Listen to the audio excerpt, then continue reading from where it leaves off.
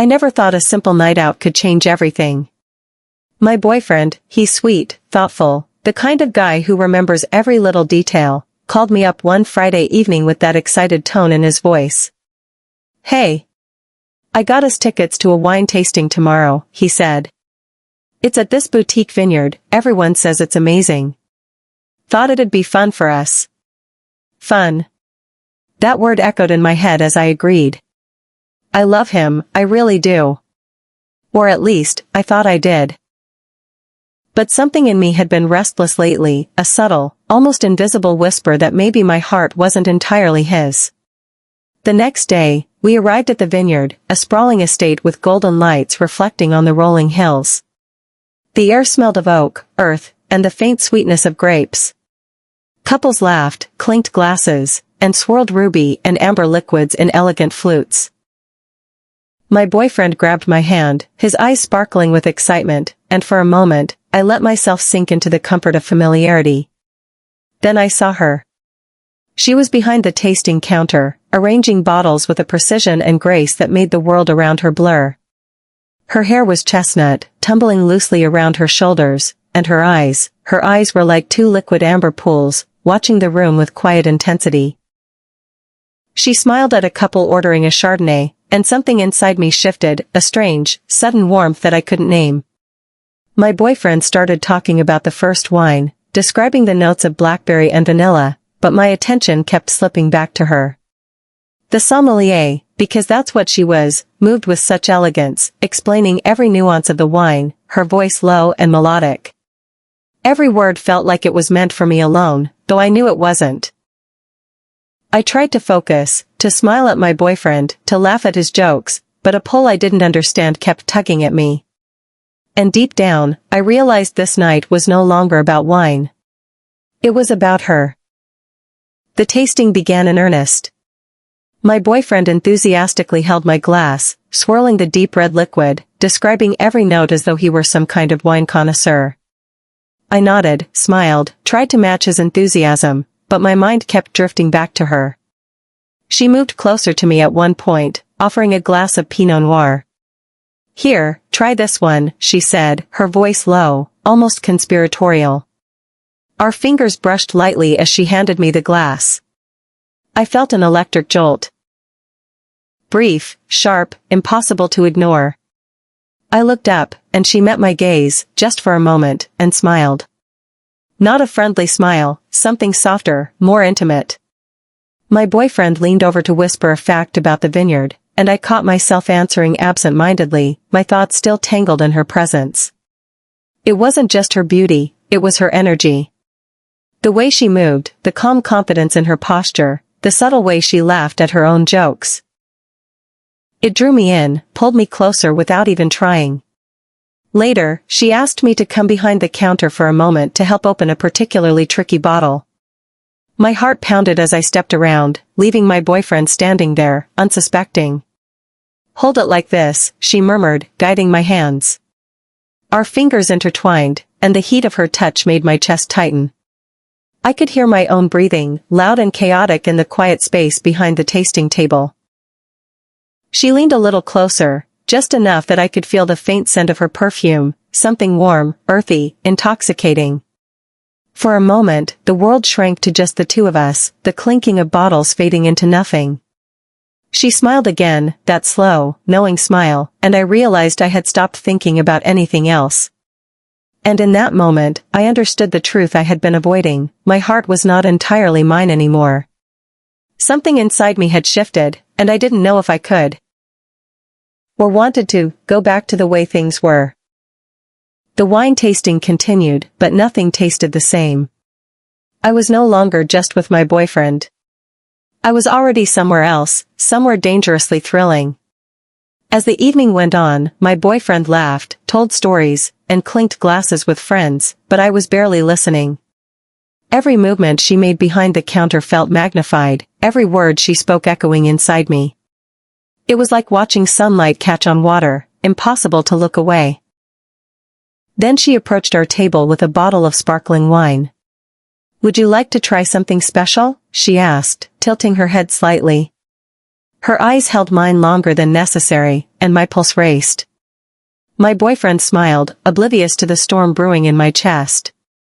I followed her to the tasting area.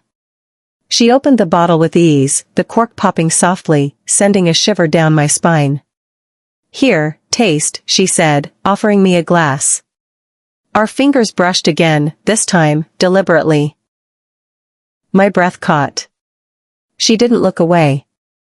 "Wow," I whispered, the word meaningless, but the sound of it felt like a confession. She smiled, leaning just a little closer. "You have a good palate," she said. Not many noticed the subtle notes. Her voice was smooth, melodic, but it carried something else, a quiet intimacy that made my knees weak. I wanted to say something, anything, but words escaped me. I was trapped in a whirlpool of desire I hadn't anticipated, a magnetic pull I couldn't resist. Then she laughed, soft, low, and utterly captivating, and I realized I was holding my breath. My boyfriend spoke from across the table, but I barely heard him. The world around me had narrowed to her smile, her touch, the way her eyes lingered on me just a heartbeat too long. And then, it happened. My hand brushed hers again, accidental, or maybe not, and this time I didn't pull away. The heat of her skin seared through me, and in that moment, I understood something terrifying and exhilarating. I was falling. Falling for her. Not him. The thought hit me like a thunderbolt. My heart betrayed me, dancing towards someone I barely knew, someone I should never want, but could not help wanting. And as the wine sparkled in her glass, so did something new in me, a dangerous, thrilling possibility that my life would never be the same again. I could feel it, the weight of my own heart turning against me. Every laugh she gave, every glance that lingered, was like a gentle push into something I had spent years denying. My boyfriend was charming, kind, perfect in every conventional way, but she was fire, a pull I could not resist. After the next tasting, she approached me again. "You have a natural curiosity," she said softly, leaning slightly closer, so that the warmth of her breath brushed against my ear. My stomach flipped, and I had to grip the edge of the counter to steady myself. The world had narrowed again, just the two of us, the hum of conversation around us fading into silence. I wanted to tell her to stop, that this was wrong, but my lips wouldn't obey. Instead, I found myself laughing nervously, my heart hammering as her eyes held mine with an intensity that felt both frightening and exhilarating. She asked about my favorite wines, and I stumbled over my words, more concerned with her voice than the taste on my tongue. Every answer I gave seemed to draw her in, and I noticed the subtle way she tilted her head, her smile playing with the corners of her lips. It was intimate, teasing, dangerous, and I wanted it. All around us, couples raised glasses, exchanged stories, and laughed, but I felt isolated, trapped in the gravity of this new, forbidden attraction. My boyfriend reached for my hand across the table, but I couldn't meet his eyes. I didn't want to. The honesty of my own feelings scared me more than anything else. She leaned in again, this time just a little closer, and whispered something so faint I barely caught it. "You're not like anyone I've met before." The words pierced me. Not only because they were meant for me, but because they were true. My heart was splitting in two, torn between what I thought I wanted and what I couldn't resist. As the tasting ended, I knew something had shifted irreversibly. I had crossed an invisible line with a single glance, a single touch. And the more I tried to suppress it, the more I realized, the night was not over, and neither was this dangerous, intoxicating attraction. By the time the final tasting came around, I was barely aware of anything except her. My boyfriend chatted away, completely oblivious, his hand brushing mine every now and then. I smiled politely, but my heart wasn't there. It was somewhere else, trapped in the orbit of the sommelier who had completely captivated me. She approached again, carrying a bottle of deep, velvety red. "This one is special," she said softly, her eyes holding mine with a weight I couldn't escape. "Want to try it?" Something inside me tightened. Want. Desire. A longing I hadn't allowed myself to feel until tonight. My fingers brushed hers as I took the glass, and I didn't pull away. Not this time. My breath caught. Her eyes softened, and I felt an unspoken understanding pass between us, an acknowledgement of what was simmering just beneath the surface. My boyfriend, standing nearby, was talking about the vineyard's history, completely unaware. I realized that the longer I stayed in this moment, the more impossible it would be to go back. And yet, the thought of betraying him, of letting this attraction unfold, made my chest ache. Careful, she whispered as I swirled the wine, her hand lightly resting on mine. My pulse thundered in my ears.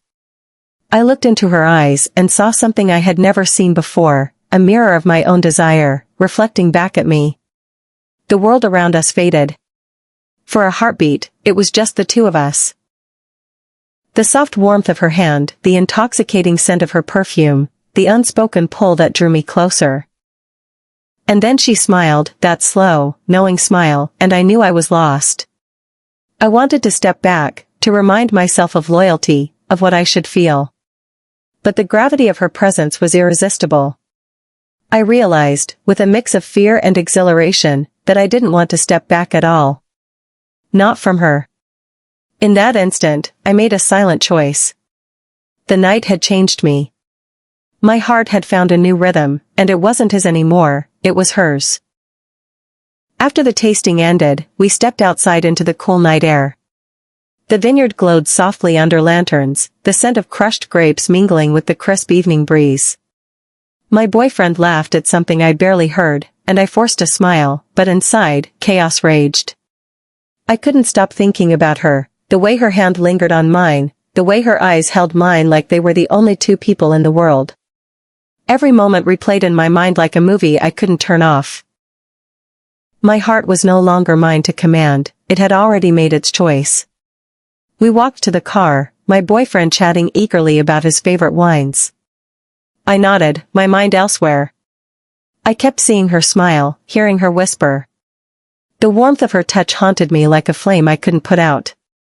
Guilt pressed down on me, heavy and suffocating. How could I feel this way?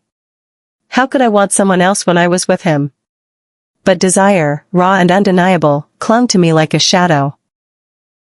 I realized that this wasn't just a fleeting attraction, it was something deeper, something I couldn't ignore. Later that night, I lay in bed beside him, the room dark and quiet, but sleep would not come. My mind replayed every glance, every brush of skin, every whispered word. I knew I had crossed a line that could never be uncrossed. And the more I tried to push it away, the stronger it pulled me back. It terrified me. And yet, I couldn't deny it. There was a part of me that thrilled at the thought of her, a dangerous curiosity that begged me to explore what I had never allowed myself to feel before. A part of me longed for that forbidden spark, the one that set my heart racing and left me breathless. I realized, with an almost painful clarity, that my life had irrevocably changed tonight. The night she smiled at me, touched my hand, and saw me for who I truly was, it had shifted something deep inside me. I didn't know what would happen next. All I knew was that I couldn't go back to the way things were, not anymore. A few days later, I found myself back at the vineyard. My boyfriend thought I had simply enjoyed the tasting, but I had another reason for being there, an unspoken pull I couldn't resist. She was there, arranging bottles with her usual grace, and when she looked up, our eyes met, and the world shrank again to just the two of us. "Hi," she said softly, her voice low, familiar, like it had been echoing in my mind all these days.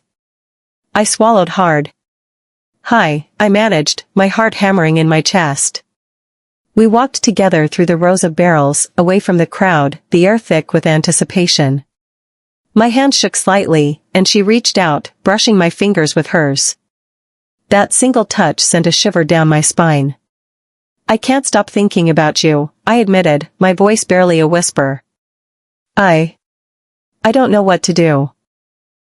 She smiled, that slow, knowing smile, the one that had haunted my thoughts. "Then don't fight it," she said. "Not tonight." Something inside me let go, the fear, the guilt, the hesitation. I leaned closer, and she met me halfway. Our lips touched, soft at first, exploring, trembling. The warmth of her embrace, the electricity between us, made everything else disappear. I felt alive, more alive than I had in years. It was dangerous, forbidden, and utterly irresistible. But I didn't care. For the first time, I was listening to my own heart instead of what I thought I should feel. When we finally pulled apart, the world felt different, sharper, brighter, and infinitely more thrilling. I knew there would be challenges ahead, difficult conversations, guilt, and confusion. But I also knew this: I had found something real, something I couldn't ignore. And for the first time, I embraced it fully. That night, as I left the vineyard, I didn't look back. Not because I didn't care, but because I had chosen. I had chosen her.